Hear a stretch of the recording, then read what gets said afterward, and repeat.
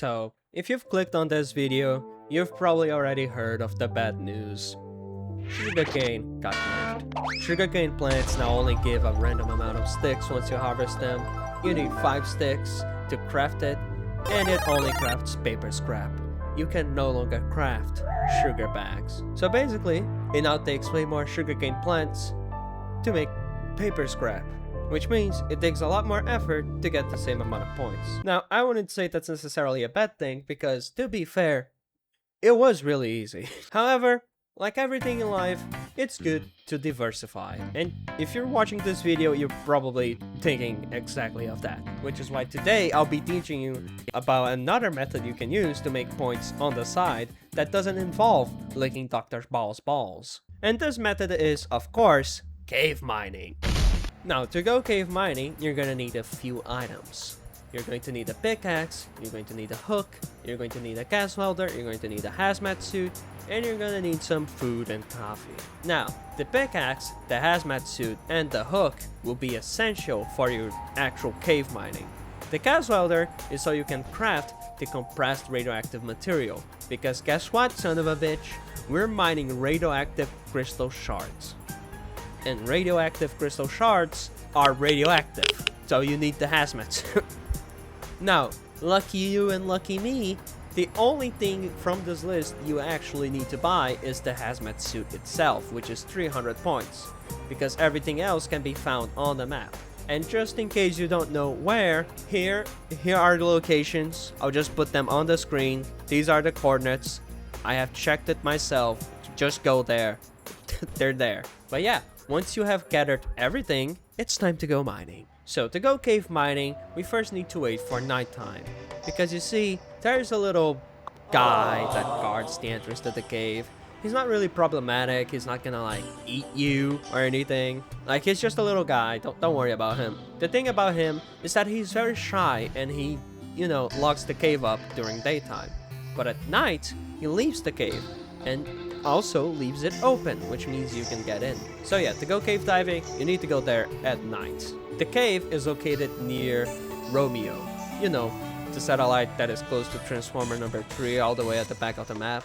Yeah, you're gonna go even further back than that. Once you reach the cave, you'll see the tiny little cave entrance, and don't be afraid, it's fine. Now, once you get into the cave, you'll find this little area that looks really dark, and once you get close enough to it, there will be a box for you to enter the cave. Now, once you enter the cave, the game will automatically save, and once you are in there, time is essentially frozen outside of the cave. And while you are in the cave, it's as if an event were happening, which means you cannot save and you cannot go back to the menu. You need to leave the cave to be able to go back with your spoil. So basically, don't die, eat food, and make sure that stamina is up, baby. Because let me tell you, we want to stay down here for as long as possible, which is why we're bringing coffee and food with us. Now, for the actual cave exploration, if you want to, you can just grab one of the lights that the cave generously spawns for you and just carry it with you to illuminate the cave and find the stuff you need. However, if you have the money for it, you can buy a big flashlight from the store and just take some batteries with you, and I guarantee you, you will not run out of light because that flashlight is really efficient. So while you explore the cave, you will probably find many diverging paths that lead to different places.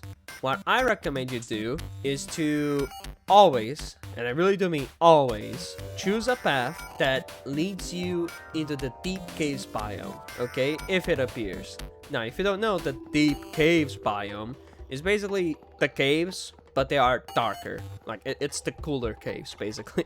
And the reason you want to do that is because uranium only spawns in deep cave biomes. But anyway, now that you've managed to navigate your way through the cave, find the deep caves biome, and find a nice big quarry of radioactive crystals, it's time to actually mine them. But also, let me warn you that when you're mining, a lot of these crystals will spawn in very odd positions that makes them pretty hard to mine. So be smart about it, because you are using the hazmat suit and these crystals can act as platforms.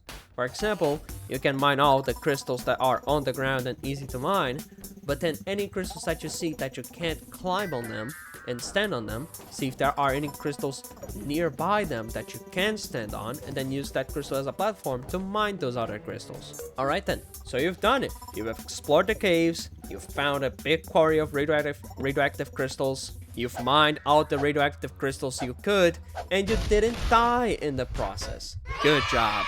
Now it's time to go back up. I really hope you remember the way back. Ah, there you go. I knew I could trust on you. Now, all that you need to do is go back to your base, put all the radioactive shards in the crafting table, and now you can craft all of your nice little radioactive cubes. And now you just need to call in the drone, sell all of your cubes, and shablam, points. So as you probably saw in my gameplay, I actually died once trying to do this, but in my first attempt where I died, I had 40 radioactive crystal shards. But yeah, after a hard mining session, you can make something like 1,000 points from selling all of your spoils, which should hopefully pay off all the things you needed to buy to go mining in the first place. But then, on the next mining expedition, it's basically just profit. And I'm gonna be perfectly honest, I think selling ASO some uranium cubes is probably more lore accurate than selling them tons and tons of sugarcane bags. Because let's be honest here, they probably are more interested in the uranium than sugar bags. So yeah, I hope you go have fun mining. Don't die in the process. Mine as much shit as you possibly can. And make ASO proud. Or Stolas, or whatever. I don't know who you care for. Anyway, that was the video. Bye.